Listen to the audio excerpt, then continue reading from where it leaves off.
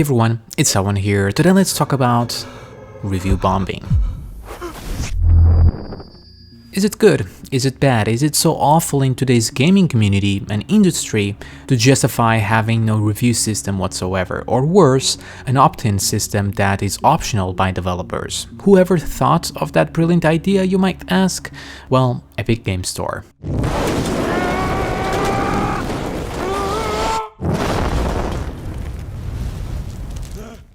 Review bombing is quite an interesting topic. Is it so bad as Epic makes it out to be? Like this cancerous cell that the only way to get rid of is to discard the entire host? Not to say that it's just Epic, but many gaming websites, primarily activist ones.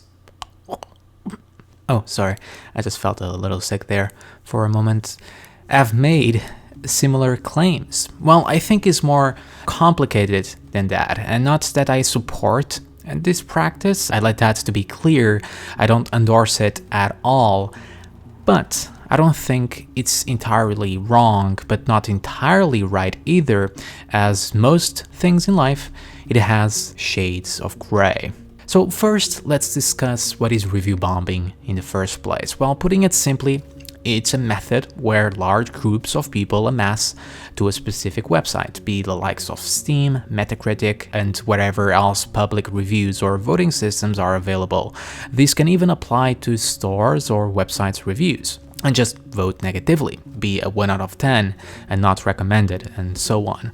The goal of this is generally to let the developers, the publishers of the game that the community are upset, outraged by their practices or something in a game. In the end, is more of a cry for attention as a means to draw focus to a specific issue, especially if that same developer or publisher isn't really open to comments, criticisms, and out of touch with the community.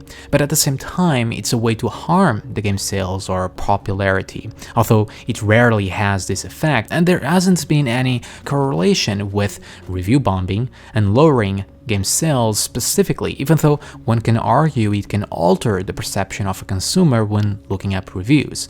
I'll go into this more momentarily. Now let's take a few examples of review bombings that have happened in the past. To make the most recent example possible, we have Metro. As many of you might know, Metro Exodus going exclusive to the Epic Games Store made a lot of fans of the series upset to the point of no longer buying the game and etc. But the more extreme of those fans went to Steam to review bomb the past two titles, Metro Last Light and Metro 2033. Now this is an example that is completely wrong. And why? Well, Metro Last Light and Metro 2033 isn't at fault here.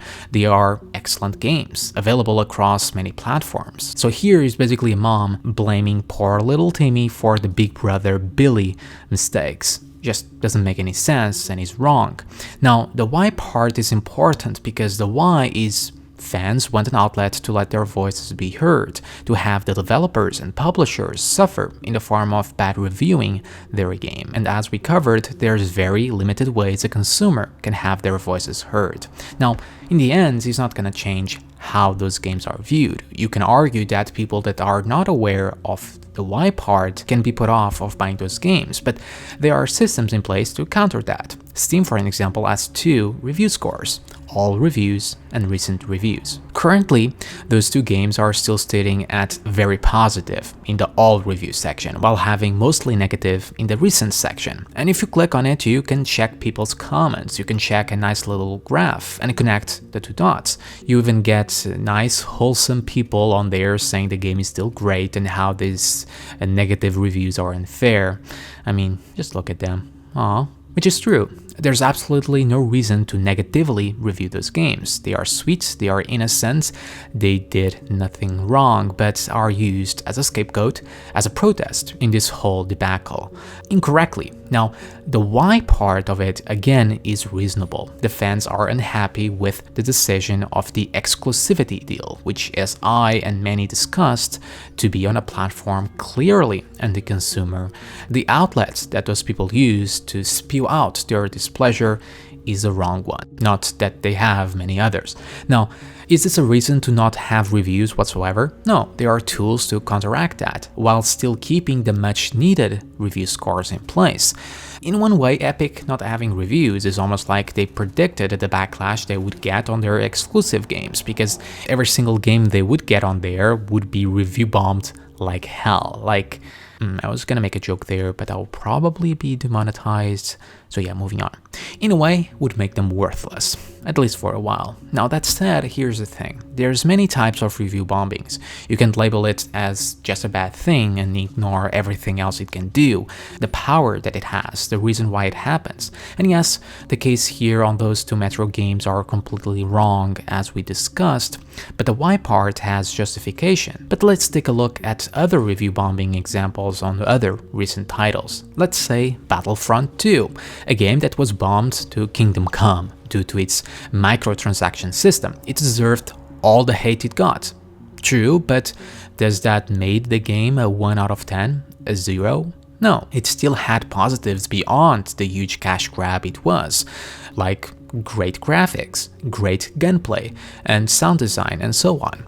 Was the rest of the game bad because of the same microtransactions? Yes, but still it didn't deserve a 1 or 2 or 0, and well, all that review bombing served a purpose. All the negative press and displeasure by the user base led to the point that microtransactions were removed.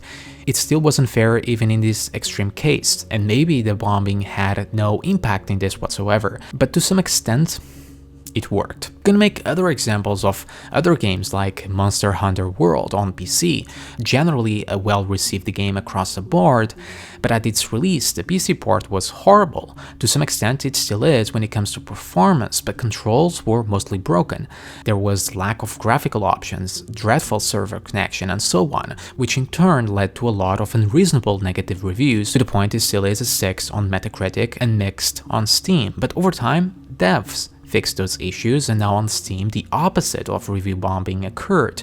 The recent reviews are set to mostly positive, and even with some issues, the game is now praised. Mass Effect 3 marks another example of unfairness, but with reason. A damn good action RPG, the final combination of an epic trilogy by Shepard, one that I personally loved and felt attached to for years, only to be soured by a huge slap-in-the-face ending.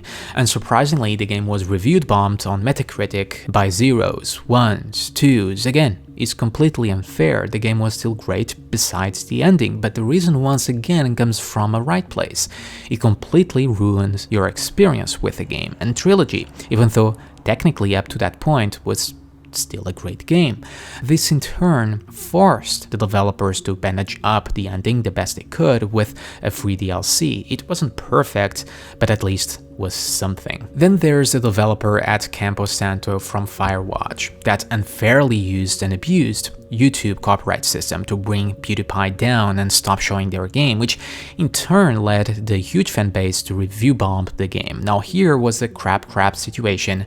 The developer was an idiot to turn his game as a tool towards his personal vendetta against PewDiePie, while the review bombing was also unfair because the game did nothing wrong, only the person representing it. Here is an exception, as there's no justification for anything. It was a dick move countered by yet another dick move, but at least I get to tag PewDiePie, so I get that going for me.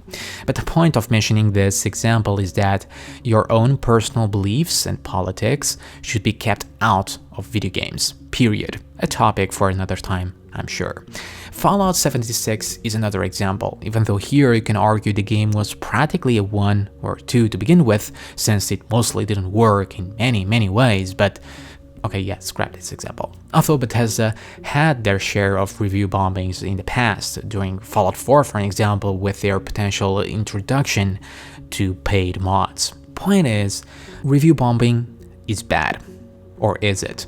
The action of it, yes, it's unfair to the games, sometimes to the developers, but not all review bombings are the same, and I dare say the place where they're coming from is justified, and with reason. It often comes from a place of love, of someone that really cares for the product, like the Mass Effect example or Fallout. The means, though, it continues to not be right, but the reason it can be often justified. Until consumers have a better way to express themselves at anti-consumer practices or bad ports or badly produced games or a long list of other reasons to these shadowy corporations, Review bombing will keep on happening occasionally. There's always going to be upset people, there's always going to be outraged people, and people will always let know their displeasure towards a specific issue, especially when it's directed at someone that doesn't seem to care about its fan base. And it's not that it happens every single week. I mean, the really bad cases of it happen ever so rarely, and many of those same negative reviews will turn positive if proper changes are made. It is completely unjustifiable to have a review system stripped out due to review bombing. It's gonna happen, but there are tools for us to weed them out and learn why they happen and make up your decision, your own personal decision. It is in the end the consumer responsibility to verify them. Just because these systems are in place to help guide us to a purchase, it doesn't mean we have to follow it blindly. We have to think a little bit by ourselves and actually read the why. Why the positive? Why the mixed? Why the negative? Multiple opinions and thoughts before making a purchase. It's our hard-earned money after all. Now, there's a point that the effect it has on the game sales themselves and the perception people can have on those same games or companies.